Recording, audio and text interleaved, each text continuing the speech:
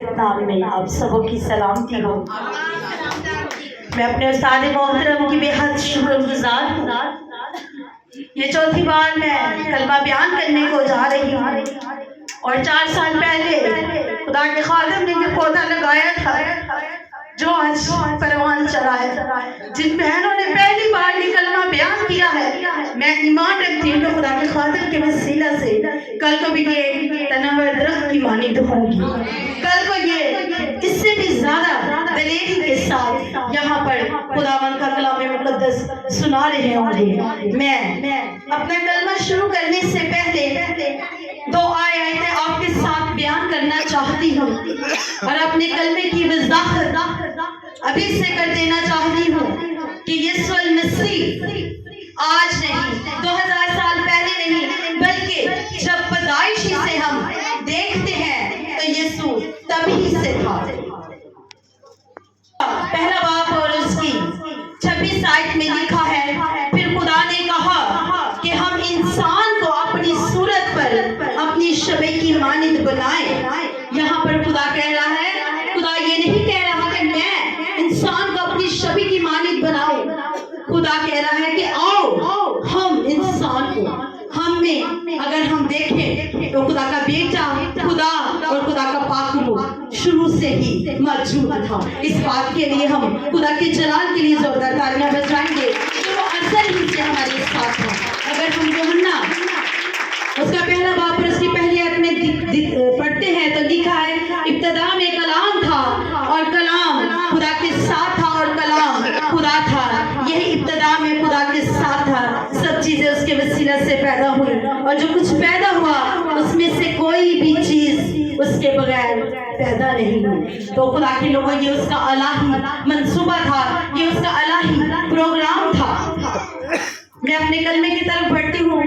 मुझे छठा कलमा जो फतहमंदी का कलमा है, जिसे कफारा का कलमा भी कहते हैं, इस पर बात करने का मौका मिला है। तो हम देखते हैं कि यूहन्ना 19 बाब और उसकी 30 आयत में, बस जब यीशु ने वो सिरका पिया तो कहा कि तमाम हुआ और सर झुकाकर जान दे दी। अब हमें जानने की जरूरत है कि तमाम हुआ का मतलब क्या है। देखने में ये उर्दू के 2 अल्फाज हैं, लेकिन इसका मतलब कि जो काम शुरू हुआ वो पूरा हुआ। मैंने अपनी 2 आयत इसलिए पहले बयान की कि हम इस बात को बड़ी अच्छी से, बड़े अच्छे बखूबी तरीके से जान सके कि तमाम हुआ का मतलब है कि जो काम खुदा ने शुरू किया वो पूरा हुआ। और अगर हम इब्रानी ज़बान में इसका मतलब सीखते हैं तो उसका मतलब है कीमत से खरीद लेना। और जब कोई पैसे देकर किसी को खरीद लेता है, और इब्रानी लफ्ज़ में इसका मतलब है कि मुजरिमों को लोग पैसे देकर खरीद लेते थे। यहाँ पर यीशु मसीह की कीमत की बात हो रही है और किसने अदा की है। तमाम हुआ ये मंसूबा खुदा का है, तकमील को पहुंचा जब यीशु ने कहा कि तमाम हुआ। जब यीशु ने कहा, अब उसने अपनी जान सलीब पर दी है, तो वो कहता है कि तमाम हुआ अपने काम को पूरा करता है। और जब हम देखते हैं कि आदम को बागे अदन से निकाला तो इसमें खुदा की खुशी नहीं थी। खुदा के लोगों, जिसे उसने बड़े प्यार से मिट्टी से बनाया और आदम और हवा को खुदा अपनी हजूरी से खारिज करना नहीं चाहता था, लेकिन खुदा ने उन्हें बाग से जब उन्होंने गुनाह किया तो निकाल दिया, क्योंकि खुदा की आंख इतनी पाक है कि वो बदी को देख नहीं सकती। गुनाह औलूदा शख्स उसकी हजूरी में ठहर नहीं सकता। खुदा गुनाह को बर्दाश्त नहीं करता। अगर हम इस्तिशनास के 18 बाब में देखते हैं तो वहां पर लिखा है कि इस्राएल के लोग बुजुर्ग मूसा के पास आए और कहने लगे कि तू ही हमसे बातें कर लिया कर, आइंदा को हमें इतनी बड़ी आग का नजारा न करना पड़े और खुदा की आवाज ना सुननी पड़े। ये गुनाह की खतरनाक हालत है। खुदा के लोगों, इंसान की हालत ऐसी होगी कि इंसान कहने लगा कि हमें खुदा की आवाज सुननी ना पड़े।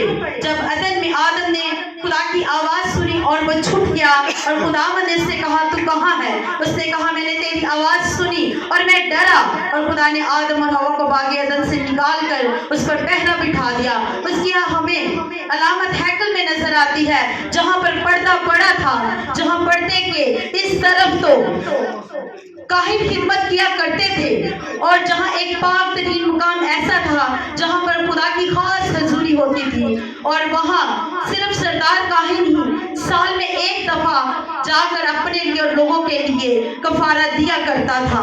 और सरदार काहिन जब वापस आता तो उसका कोई पता नहीं होता था कि वो जिंदा आएगा या वापस जिंदा आएगा भी या नहीं आएगा। उसको एक रस्सी के साथ बांध कर उसको उस पर्दे के पीछे भेजा जाता था।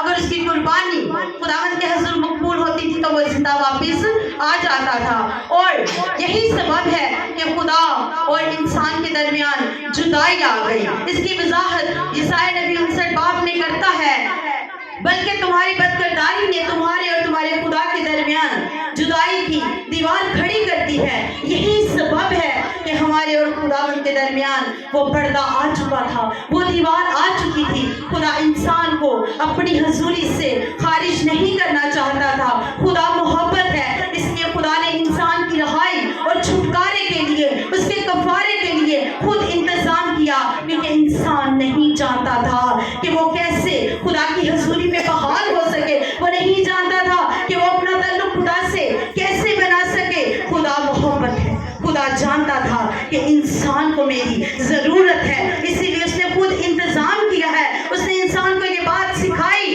कि खून के बगैर मेरे पास ना आना, क्योंकि बगैर खून बहाए माफी नहीं मिलती। और यहाँ पर इंसान ने बैलों और बछड़ों का खून खुदावंद के पास लाना शुरू कर दिया और जानवरों की कुर्बानी का सिलसिला शुरू कर दिया। और खुदा ने इंसान को इस बात का यकीन दिला दिया कि खून लाने के सबब से उनकी वो जो साल भर की गलतियां और खताएं होती थी वो माफ होने लगी। और अगर हम इब्रानियों के 10 बाब में देखते हैं तो वहां पर लिखा है कि मुमकिन नहीं कि बैलों और बकरों का खून गुनाहों को दूर करे और हमें धोकर पाकर साफ करे। ऐसा नहीं हो सकता था। जानवरों का खून इंसान को कामिल नहीं कर सकता था, वक्ती तौर पर खुदा माफ कर देता था, लेकिन ऐसा मुमकिन नहीं था कि हम हमेशा के लिए पाक और साफ हो जाते। इसका आगाज जब इस्राएल मिस्र से निकले तो जिनकी चौखटों पर खून लगा था वो बच गए, और जिनकी चौखटों पर खून ना लगा था वहाँ मौत ही मौत थी, वहाँ ओहन नाला था, वहाँ पर मातम था। और जहाँ पर खून लगा था वहाँ उन लोगों के घरों में ज़ियाफत थी। उनको समझ आ गई इस बात की कि खून से हमें रिहाई मिलती है, और ऐसा खून होना चाहिए जो पाक हो, जो बेऐब हो। इंसान के बदले इंसान अपनी कुर्बानी दे, इंसान के बदले इंसान कफारा दे, अपना खून इंसान के लिए पेश करेगा तो अपनी खलासी होगी। अब ये खून कहाँ से आएगा? ये खून खुदा ने अपने बेटे के वसीला से भेजा। अगर हम रोमियो में देखते हैं और लिखा है कि सब ने गुनाह किया और खुदा के जलाल से महरूम हो गए। अब खुदा ने इंसान को अपने जलाल में वापस लाना है तो उसने अपने बेटे को बख्शा है। उसने अपना इकलौता बेटा इसलिए बख्श दिया ताकि जो कोई इस पर ईमान लाए हलाक ना हो बल्कि हमेशा की जिंदगी पाए। और यीशु ने कहा कि ऐ बाप, मैं इसलिए आया कि तेरी मर्जी पूरी करूं। और बाप की मर्जी क्या है? कि इंसान को फिर उसके साथ बहाल कर दे, उसके तल्लुक को, उसके रिश्ते को वो बहाल कर दे। ये मंसूबा है उस बात का जो यीशु ने कहा कि तमाम हुआ।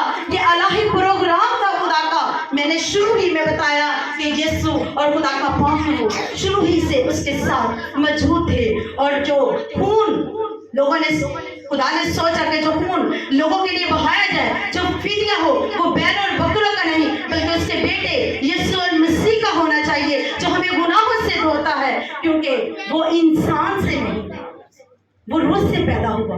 वो कलमा है जो मुजस्सम होकर दुनिया में आया, क्योंकि रूह के गोश्त और हड्डी नहीं होती। उसने मुकद्दस मरियम से बदन हासिल किया। पतरस उसको बयान करते हैं, हमारी खलासी ऐसे नहीं होगी बल्कि यीशु मसीह के बेऐब खून से होती है। अगर हम इब्रानियों 11 बाब और उसकी 9 आयत में देखते हैं तो लिखा है, ये किसी बैल, बकरे और बछड़े का खून नहीं, उसने एक ही बार खून बहाकर कुर्बानी दी है। अब किसी भी कुर्बानी की जरूरत नहीं रही, इसलिए उसने कहा कि तमाम हुआ।